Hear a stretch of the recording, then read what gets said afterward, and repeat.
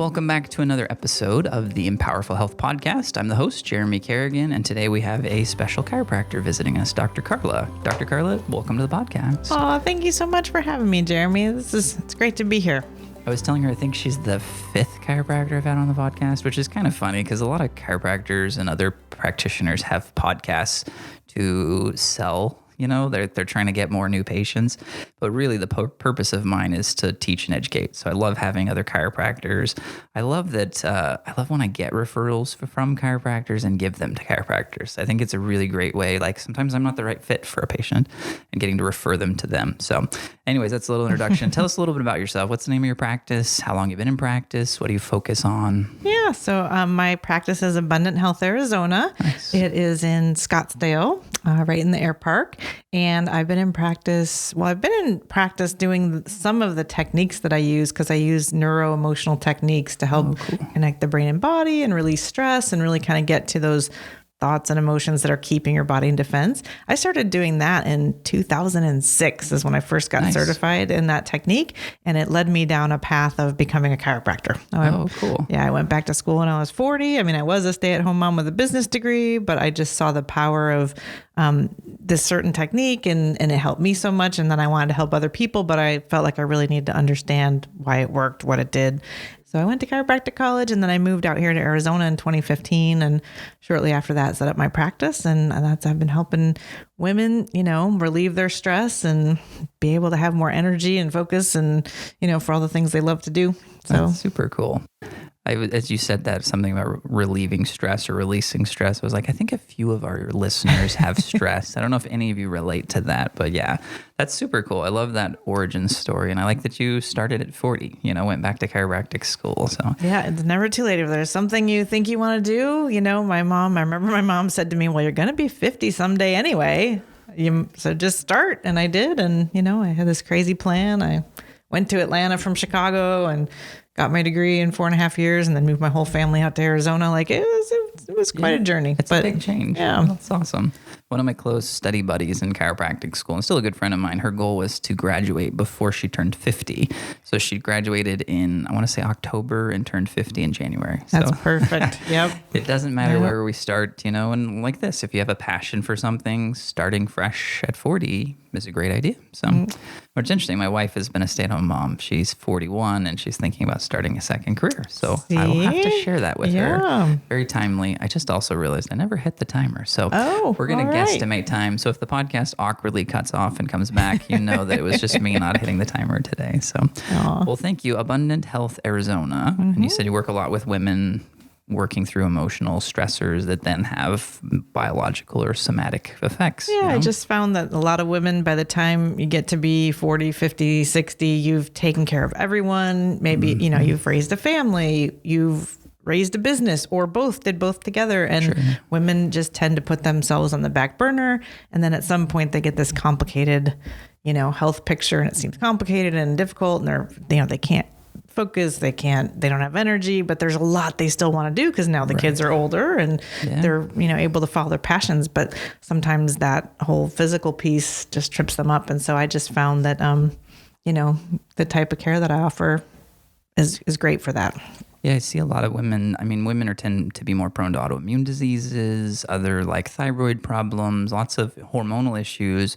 I think partially because of that. They spend years giving of themselves in so many ways. I mean, get the, like you said, being a mom, business, career, whatever it happens to be, but also even just physically. If you've had children, you've literally given of your body to support and create a child. Like there's a lot of things that women are prone to that men just aren't, Yeah. And, what's interesting is, if you're in business, you create a niche, right? So when you ask me, what do I do? I'm going to tell you all about the women that I help. And people are like, well, don't you help men? And actually in the last 2 years, I probably am more like 50-50 in my practice because I notice men are like super stressed out now too, with a lot of the same adrenal fatigue and issues, just with our environment and things that are going on. And luckily it's sort of like they're actually starting to realize that they can get help too. So nice. Yeah, more men are stepping out there. I take a class every Friday that's a trauma release exercises class. And it's me and a lot of women, and it's funny how many of the women are like, I so wish my husband or significant other would come. I know so many men in life that need this, but won't do it. But there are more and more men taking care of themselves. And like you said, having those problems and issues. Our society has changed dramatically in the last 50, 60 years. And so the amount of stress on the system and the way it's supported is just different. There's a lot more options, but there's also a lot more stressors. Yeah. Which kind of leads in a little bit to our topic today. So I reached out to Carla because one of our listeners had a request that, like food is a big thing. Food addictions, emotional eating, and even just like the types of foods we eat. It's hard to... It's one of the hardest things to get control of. And food addiction is a very serious thing. It's something that a lot of people, men and women, deal with. And so Carla, I'd reached out online and Carla commented and or actually I think someone recommended you. Was like, I think it was both. Hey, talk to Carla. She's amazing and knows stuff in this. So that's what's going to be our topic today, is a little bit of that realm, what you've seen in the both men and women you've worked with, things that have helped, things that maybe are harmful ways of looking at it. We talked just briefly about that. Oftentimes we view a lot of shame or a lot of self-criticism for eating a certain way. And so kind of tell me a little bit about, first, let's go into your background, why that's a passion for you. And then I'd love to give some user tips here to help them. Yeah, absolutely. And that's been a journey too. It's one of the ways I got here when I was a young mom. And young, I was 30 when I had my first child. So that's like a young mom these days. I don't know. But, I knew I wanted energy. I wanted my kids to be healthier than I was. And so I started, researching nutrition. Like, what do I eat? What do I do? I went to my chiropractor. Like, what do I eat? How do I eat better? I started getting just very interested because now I had like a reason. I'd been hit by a car when I was around 4 years old. Oh, sheesh. And, I had a broken leg and they set my leg and kind of sent me on my way. That's how if there were chiropractors, we didn't go to them. If there was other things, that was before MRIs, that was before a lot of things. So as long as I could walk and I seemed fine, that was that.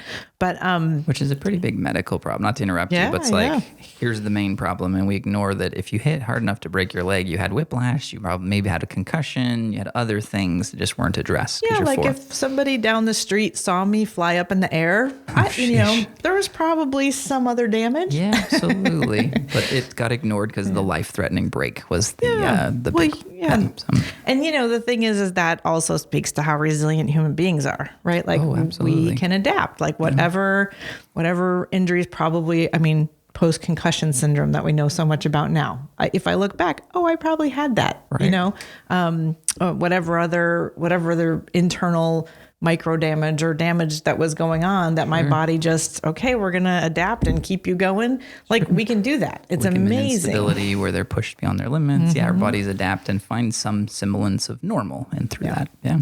Yeah.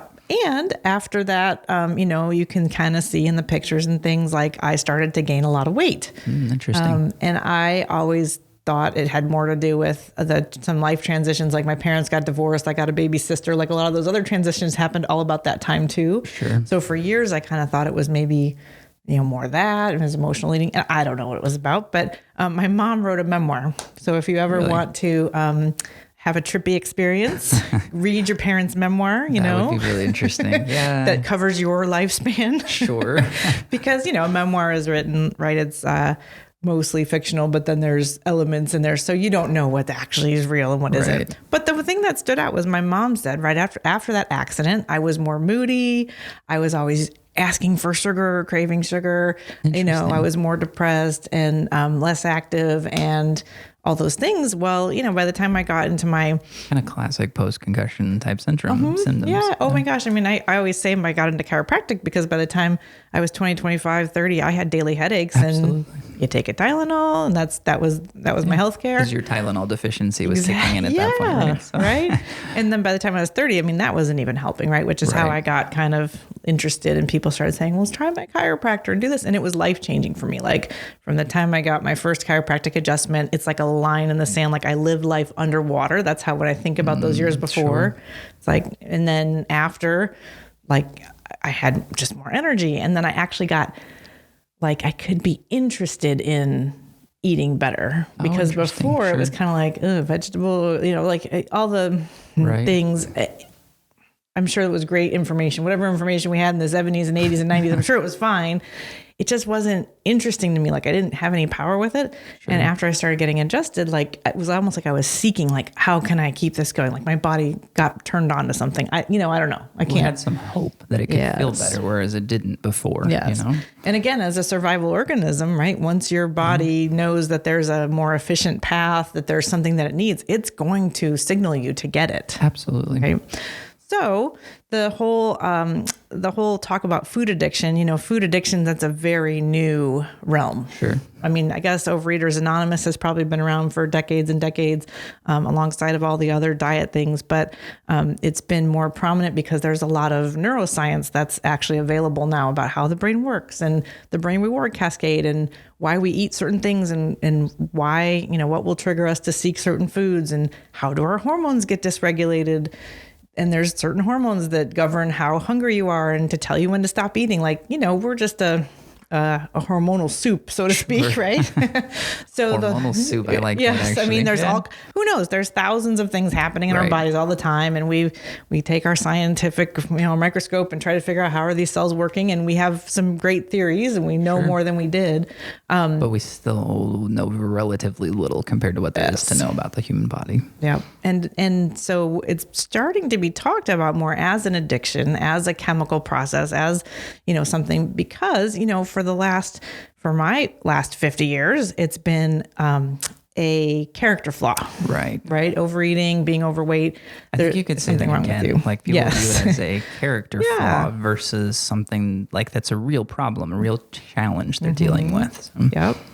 So, you'll hear. It's not a character flaw. Just right. To emphasize that, spoiler alert. We're going to show you. We're going to talk about why this is not just a character flaw, but there's some really solid physiological reasons and even emotional reasons why you would eat. Of course, again, if it's like, I'm emotional eating, it means, you can't control your emotions. What's wrong with you? Why would you eat? Right. Right. No, emotional problems, mental health, it's real. There is actually something that your body's responding to. And, it's not like you're a bad person if you can't figure out how to change that.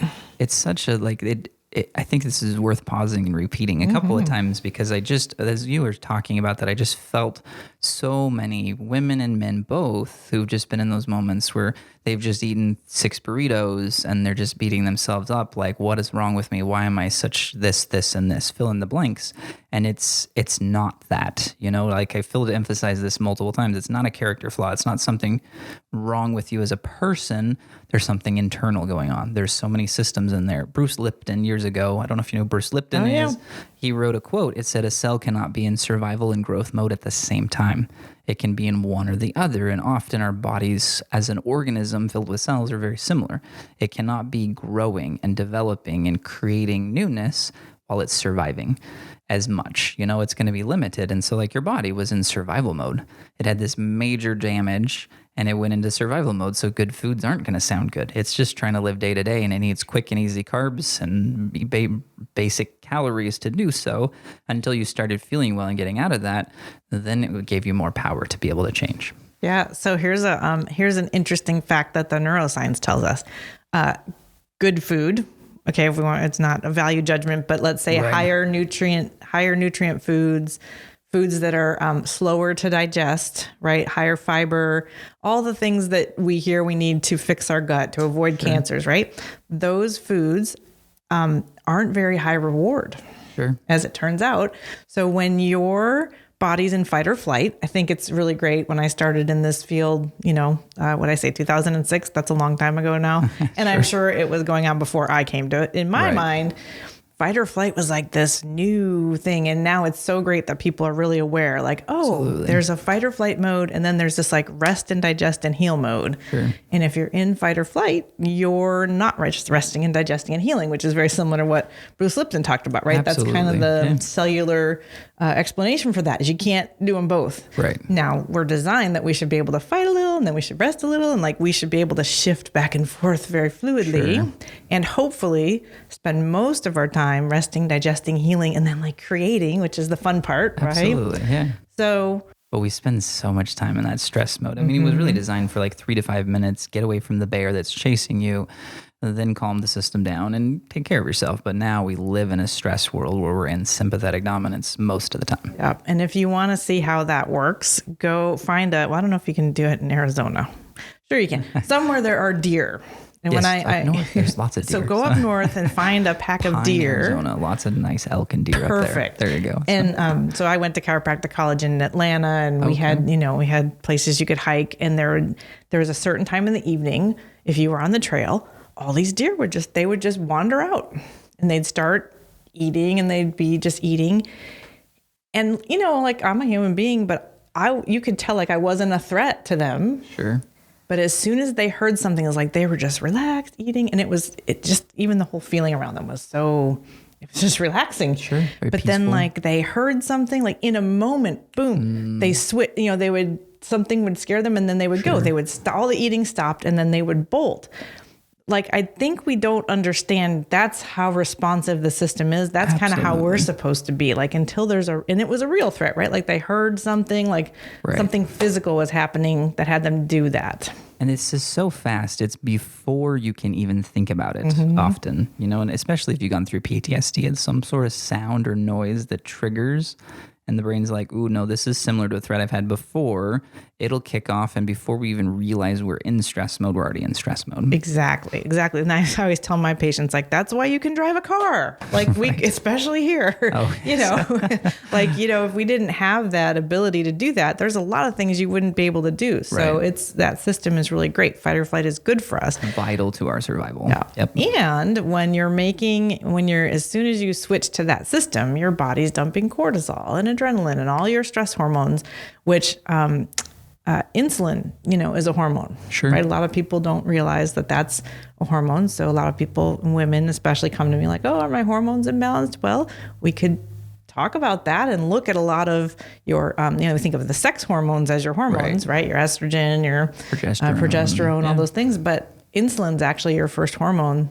And that can be dysregulated from stress. Interesting. Yeah, I've never made that connection, but that makes sense. And then the other hormones, leptin and ghrelin, that govern when you're hungry and when you should stop eating. Oh, interesting. Okay. So all of those, again, it's kind of like this complicated interplay. And this hormonal soup, like you talked about earlier. Right? There's a soup of things that are happening. If we have too much pepper in our soup, it's not going to taste very good. Exactly. So we need a good balance of the herbs and spices to make magic. So yeah. So, when we talk about emotional eating or overeating or food addiction, what I really like people to understand is, again, it's not, I even myself resist, like, I don't want to be someone with a food addiction. That sounds like there's something wrong with me.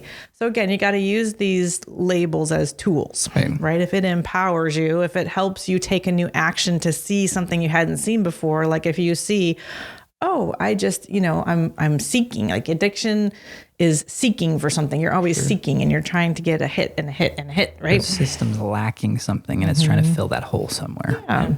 So if you're someone who's living kind of, you have a lot of stressors. Sure. And overeating, emotional eating is something that's going on, you could start to look at how those things are related and start to look at, well, where could you interrupt that cycle? Sure. Because when you're stressed, you're going to want the high energy foods. So foods that go immediately to energy, and that's a survival skill like that. Yes, Sure.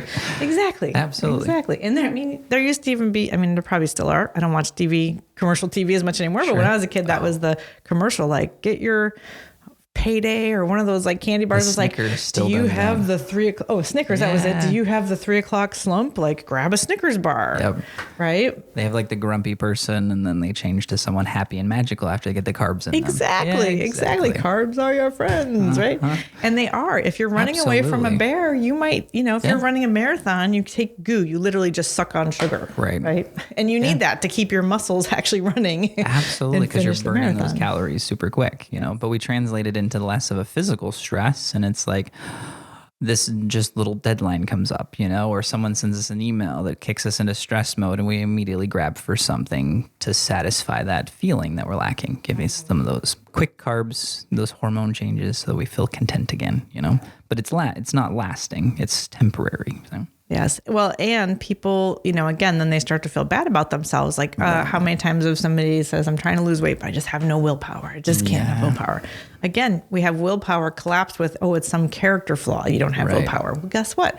Willpower is actually a thing. Sure. It's a thing that we have it's a finite resource for human beings, and you're using it every single minute of every day. Absolutely. So every time you have to respond to an email, every time you have to decide like what you're going to eat for lunch, like all these things, right? All of these are decisions that you have to make. So you're using up your willpower over and over and over again. So yes, if you get to 5:00 and you're just going to open the refrigerator and try to decide what to eat, you have decision fatigue and you can't make a good choice, and you've been chased by a bear all day. So of course your brain's going to be like, you should just close the fridge and go order a pizza. Yeah.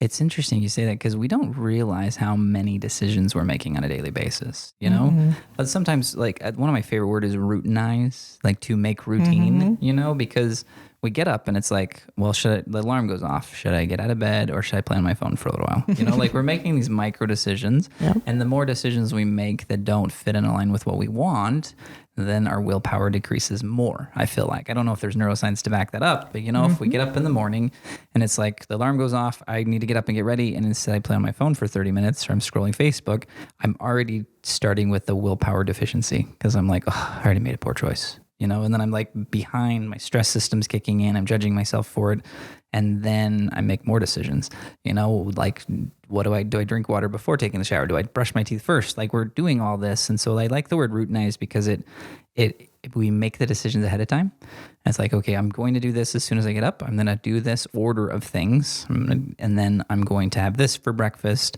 I'm going to take this route to work. I'm going to leave at this time, and give ourselves more decisions pre-made so that we're not making them in the moment, is one way I find. Are there other ways, things you would suggest for kind of helping with that willpower and increasing it? No, that's really the first suggestion I have, but most people don't realize, again, because we've created, there's a diet culture out there, right? We've had a diet culture. So as soon as you tell someone to plan their food that they're going to eat for a day or a week, all of a sudden they're on a diet. And then there's a lot of emotions and things. There can be a lot of baggage with that. And that's hard to sustain. Feelings of failure. Like, well, I've done that before and it hasn't worked. Then we automatically don't put as much effort in, because if it fails and we put all of our effort in, then we're so disappointed and so frustrated. So if I only put a half effort in, well, then it wasn't really going to work anyways. So it was fine, So we're talking again, we took a short break. We're back. Willpower, how to, I guess, not use up all our willpower, you know? And you were talking, I liked that comment about, planning food makes us think we're in a diet, and there's certain emotions and stressors that are elicited, if you will, with that thought process. So, like I said, I deal a lot with women who are stressed. And when it comes to like, well, what can I do? Because I try to actually be very specific in my marketing now. Like, it's like, I'm not going to take your stress away. Right? The stress is actually going to be there. All the stressors, all the things, it's going to be there. I don't know what life's going to throw at you next. And I know that I can expand your capacity to deal with that stress and how you're going to respond. So replenishing your willpower, or sparing your willpower, is actually a stress relief technique that, anyone can do. I think the most popular example, or like where you can get a lot of tips on this, is listening to James Clear's book, Atomic Habits. Oh, sure. So a lot of the science and the things around this, are going to be in that book. But when I tell people that my first stress tip for them is to plan what you're going to eat the night before, they kind of look at me like, what do you mean? That's it? That's all I got to do? So again, we were talking, I don't think this was on here. We were talking before, like, we are a survival organism, right? So if your brain is organizing you to survive, if you're going to go through your whole day not knowing where your next meal is going to come from. Oh yeah. Your brain is like calculating and figuring out, and you're like, imagine, your brain thinks you're fighting a war or running from a bear. Like we just don't even know how this primal, and I'm pointing to the back of my head for the people who are just listening, because this was always so powerful for me to get, like, what's running your body, what's telling you what's the next thing to digest, where do I send those those vitamins, like what tissue should I repair next, right? It's this like very primal part of your brain that's like good, bad, right, wrong, it's very the alligator portion, or exactly, they call it, or the primal brain. Yeah. So that part of your brain is just trying to like get you through the day. Doesn't care if you feel good. It doesn't care if you're happy. It doesn't care if you feel like crap. Sure. It's just like, we just got to get you through to the next day and the next day. So if you actually set yourself up to know exactly what you're eating the next day, all of a sudden your brain can like relax and take those resources and focus on something else, focus on repair. Now it's like, oh, I don't have to go hunt. Right. Oh, well, maybe I can take some time and repair some things. It knows it's going to have nutrients. It knows it's going to be fed and get plenty of vitamins, all that sort of stuff in there. It's really interesting because your brain knows this. Like I've done before where I've done testing on people, and as soon as nutrients are in their hand or even enter their mouth, their brain is aware of it and their levels increase because it knows it's coming. It's really fascinating how quickly the brain can calm down in those. That little section you just said, there was so many great nuggets in there that I want listeners to go back and listen to that again. But there was just so many fascinating little tips in there. And this idea of the survival mode is really where we're at. We're making all these little decisions. And if our brains don't know when the next meal's coming, it's going to be panicking. It's going to be stressed about that. Yep. And so then we can go, let's look at the flip side of that for people. Because I want also people to get a little bit of freedom, because I've kind of been on all sides of it. I've done super restrictive diets. Sure. I've done super restrictive ways of eating. Like it's not even a diet. It's just like, hey, let's just try to set yourself up. And depending on your history, how you've used food in the past, right? Because some people might be listening to this, or they might have just skipped this episode. So maybe we're not even talking to them. Sure. There's a certain amount of people who like food is not their go-to. Sure. And it really does, again, the neuroscience looks at like, how did you use food in the past? If you were a kid like me who, whatever, if I was lonely, upset, felt like I was being bullied, whatever it was, but I could, keep filling up the cereal and the milk as much as I wanted on Saturday morning. Right. Like that, that was a little thing where the milk runs out first. So you have to get more milk, and then there's milk leftovers to get more cereal. They do the same with chips and salsa. So, Yep. yes. Yep. Or the cake. Oh, I'm just going to have a little piece of that cake and a little piece more. And then now it's asymmetrical. So I need to eat more to even it out. Exactly. So if you're someone that's used food that way to soothe yourself in the past, your brain has actually made a pattern for that. You have this rut in your brain. And then when your back's against the wall, that's where you're going to go. I'm stressed. I feel like I'm going to die. I don't know if I'm going to make it. Your brain's like, hey, you should go get some chips. Right.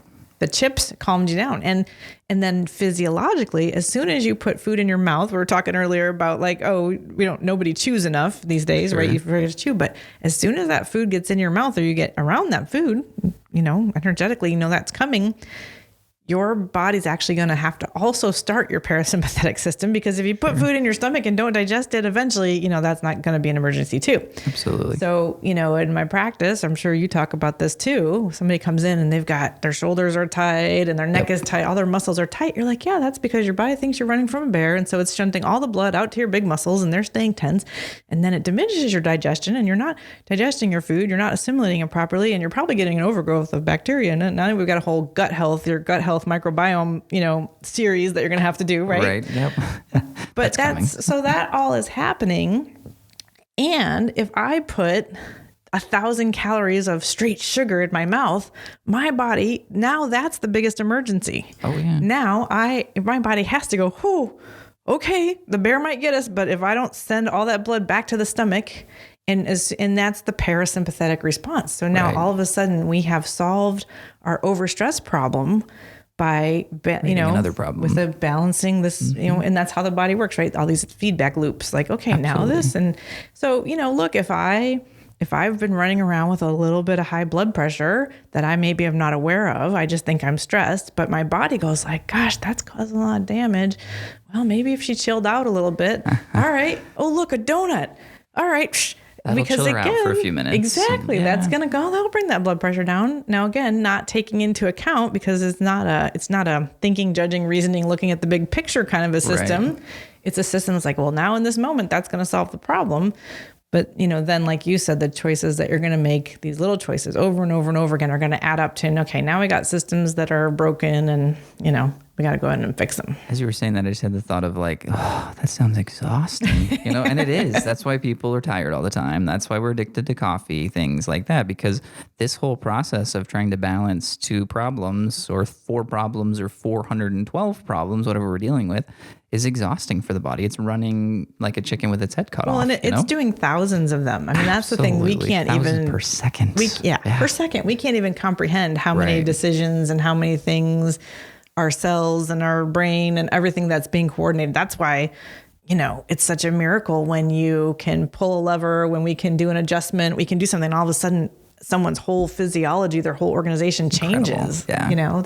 That's probably how I went to chiropractic college at 40, because like seeing that you can make that kind of difference for somebody. It's life-changing. Yeah. It's amazing. Well, it's interesting because all of this, like, it can be overwhelming to think about how much our body's doing, but this is also why we need to not look at it as a character flaw and be grateful that our body is doing the best it can with what it's given, because it's literally making thousands of decisions every second. Should I replace this blood cell? Should I do this? Should I do that? All the different logistics it's doing, trying to help keep us safe. That if we're just like, oh, I'm so annoyed at you, it's going to get a little mad. It's like when mom's overworked and the kids are like, but mom, my peanut butter is on the wrong side of the bread. And mom's like, like having to do that breath. It's that same kind of ungratitude that our children show us at times. It's that same feeling towards our bodies. Our bodies are doing so much. And if we don't practice gratitude and thank it for that and not beat it up for making arguably, what may not be the best choice, but it's the best choice it can make considering all the factors. And so being able to show gratitude to the body and practice some of those things of planning ahead, letting our body know, hey, I've got you. I already have planned out what I'm going to eat. Like you said, it doesn't have to be a fad diet. It doesn't have to be broccoli. When you mentioned something earlier that I really liked, you said that like nutrient dense foods, the more healthier versions of foods don't have the same reward. And I was like, yeah, I've never eaten broccoli and been like, oh yeah, that hits the spot. Like we have that feeling with a cookie or a donut. Sometimes if you go, if you go to a beautiful restaurant and it's certainly prepared, but again, there's an experience there, like you're relaxed, you're enjoying your family, you're on date night, right? Yeah. Like and then all of a sudden this beautiful salad looks like the best thing ever. Right. But if you go to that same restaurant and like your phone's ringing and there's 10 things piled up and you're there for a business meeting and you're done, like, just you're going to be dessert first is what you're thinking at that point. Yeah, absolutely. Yeah. So the attitude we play, I did years. I've had a lot of antibiotics as a kid and then a lot of stress. I had multiple concussions. I remember getting a concussion and the nurse, like it was in school, the school nurse came and checked on me and I was like lightheaded, dizzy, about to pass out. So I laid down on a bench and she just sat there and like looked at me, like never went to the doctor, never had any treatments, but my brain had similar kind of function there. It was looking for some of that stress. And so in that, hold on, I lost my train of thought for 4 seconds. Hey, when that happens, what were we saying right before that?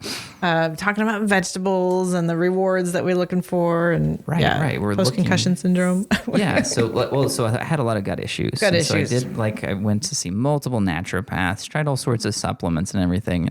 Finally, one of my naturopaths was like, I think until you get your stress under control, your gut's not going to get better. And I was like, well, that's overwhelming. I have children, I run a business, I do all this sort of stuff. But his advice and things was like, go eat in a calm situation.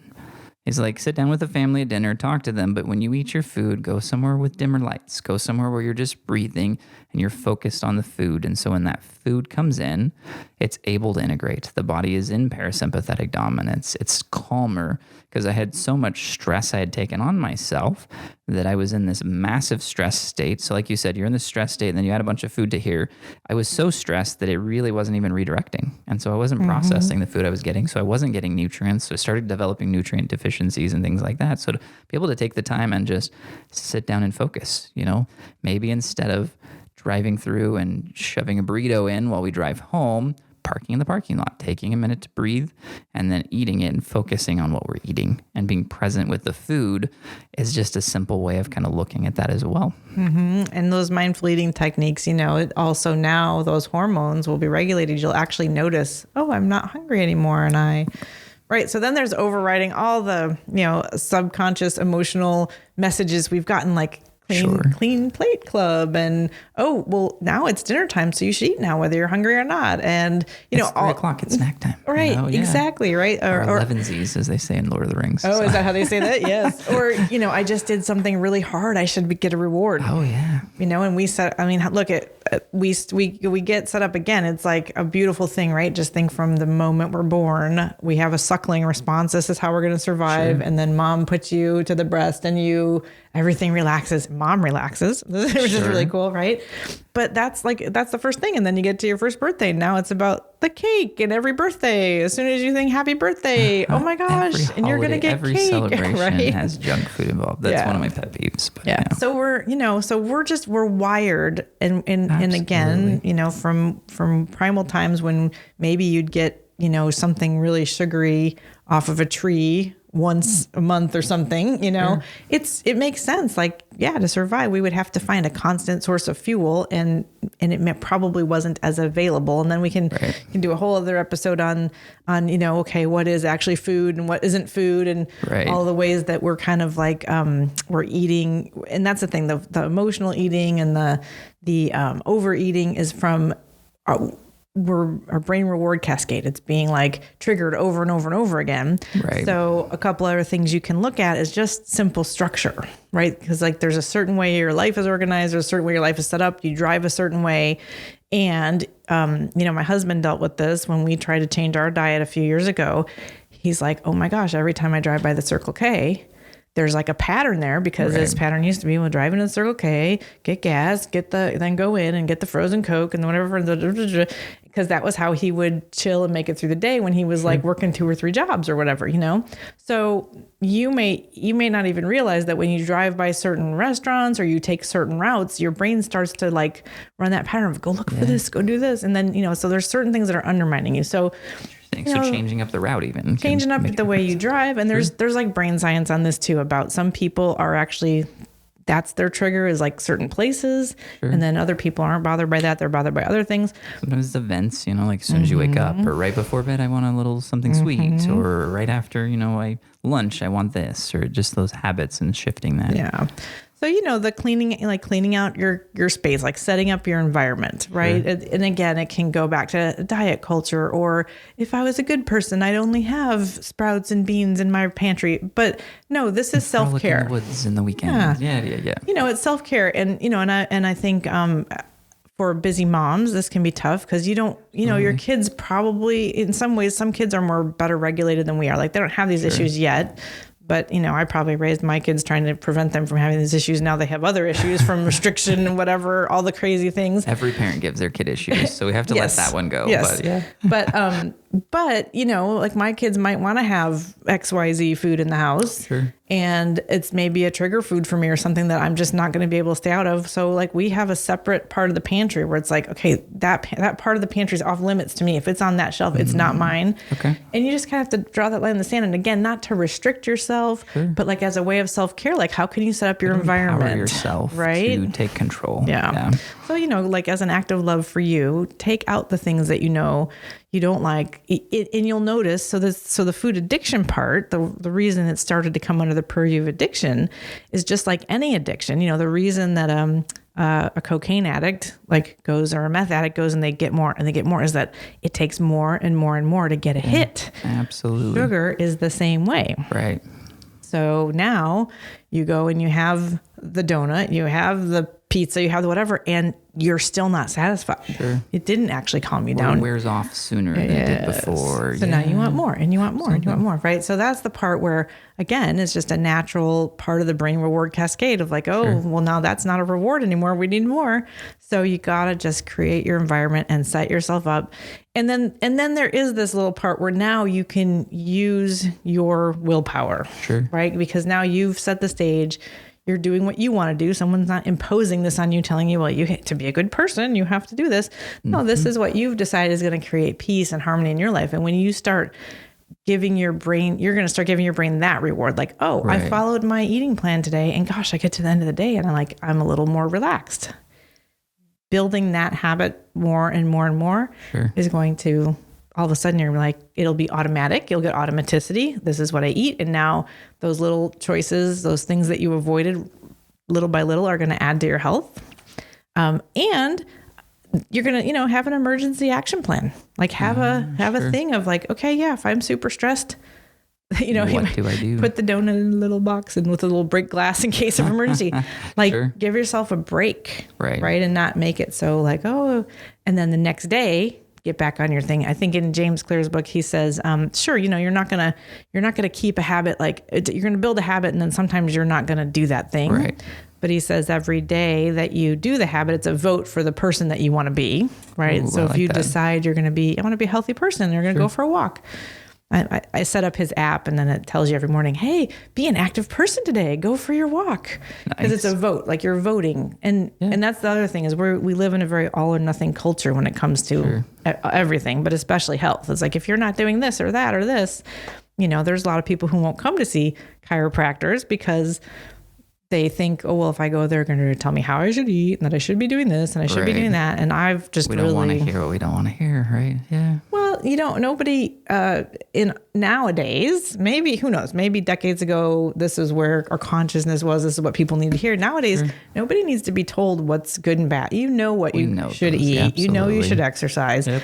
It's why aren't you doing it? Right. And we have to help you get to the root of that, and then help set up environments and systems to support you in just taking those actions and taking more of those actions than the actions that got you into your pain and stress, right? I like that. I like what you said about, starting again the next day. A lot of times that's where the challenge comes. We fall off the wagon is the phrase a lot of people use. And then we stay off the wagon, and like life's about falling off. Like that's going to happen no matter what you're trying to do. We're going to have good days and bad days, but getting back on is the key, and I wanted to we're almost out of time. We can talk for a couple of hours. And I'm sure some of our listeners would like that. And some of them are like, okay, wrap it up already, Right. I wanted to highlight one thing you said just a few minutes ago. You said as an act of love to yourself. And that's kind of what I want to end the podcast on. And we'll share here in a second a couple of resources, maybe places they could connect with you. But that's why we take care of our health, is because we love and care for ourselves. Oftentimes it's a reactive response. We're having some symptom that's debilitating. And so then we seek chiropractic. Then we start looking at diet. And it's that reaction that it makes it harder. Even when we're in a terrible spot, we can still look at it from a mindset of, I love myself. I want to feel better. I want these results. So as an act of love, I'm going to do X, and whatever that happens to be, change my diet, go to the chiropractor, go to the naturopath, go to the gym, all of those things, and viewing it as a gift we're giving ourselves versus an obligation because I'm broken the way I am and I need to fix that. It's like, no, we all are a little broken or a lot broken, some of us on some days, but we want to show ourselves that love and that support. And so let's go ahead and wrap up. What kind of resources, how can people connect with you? Do you have some education on your website, on your social media? Are there other resources you'd recommend for looking into this more? Yeah. So as far as connecting with me, if you know that you have some things in your past that are, that you struggle with, maybe you had some traumatic event, Neuro Emotional Technique and bioenergetic synchronization technique. I can use those in person, and there are versions that I use even distance. So if somebody's not here in Arizona and they want to do distance, we can do that. Awesome. I actually created a whole program last year called the Weight Loss Freedom Program. Oh, cool. So it's not really about what do I do to lose weight? It's more like, what do I do so that if I'm going to take these steps, if I'm going to start to clean up my diet, that I can actually be successful, because there's probably something else in the way. So we use those techniques, and it's the physical and the emotional and setting your body up to already be a little less stressed and a little less reactive so you can be successful. So they can reach out to me. I don't have a lot of, that program never got fully built out, although it's what I do every day. It's just one of those things, right? So you can reach out to me. We could talk more about that and see if that's a fit. I've really gotten a lot of benefit from James Clear's Atomic Habits. It's just because it's nice. It's bite size. It's like making tiny little changes, right? One little thing at a time, so you can build a routine. And then in the world of, look, if I want to learn more about the neuroscience of eating, Susan Pierce Thompson has a program called Bright Line Eating. I love Bright Line Eating. Yeah. So it's, that's where I've learned a lot. Like it filled in a lot of the missing pieces for me. Good. And so that's, she's got a whole community and a whole support system. And to stick to it, I found you need support almost to do that, and they offer a lot. So Absolutely. I offer support for that as well, through some of my programs. So those are some of the really big resources. But at the end of the day, it's starting with you're doing fine. Yeah. And if you're not getting the result you want, it's not that you're a bad person. There's something in the way. And some missing tool. Yeah. Absolutely. And reach out to one of us and figure out what that is. Is it a physical thing? Is it an emotional thing? Both. Is it chemical? And sometimes it is just straight chemicals. If you are deficient in protein, your body is going to do everything it can to get you to eat more and eat more and eat more to get that protein or whatever's, magnesium, calcium, whatever it is. Sure. So, starting to identify those deficiencies, maybe that's where you have to look, right? So That's great. I like that. Yeah. What's your website? AbundantHealthArizona.com. Perfect. And then do you have social media, things like that? I do. You can call on the Instas. It's Dr. Carla Freeman, Dr. Carla Freeman. Okay. Oh, and in Abundant Health Arizona, Arizona is all spelled out. Okay, perfect. Yep. And then I'm on Facebook too. I think it's Dr. Carla J. Freeman. Okay, perfect. Well, thanks so much again for being here. Hopefully got some great value to this episode. I know I did, just chatting with you, and I'm guessing we'll have her back on for some more information because there's so much more we didn't cover. But yeah, thanks for tuning in the episode and have a fantastic week. Thanks, Carla. Thank you.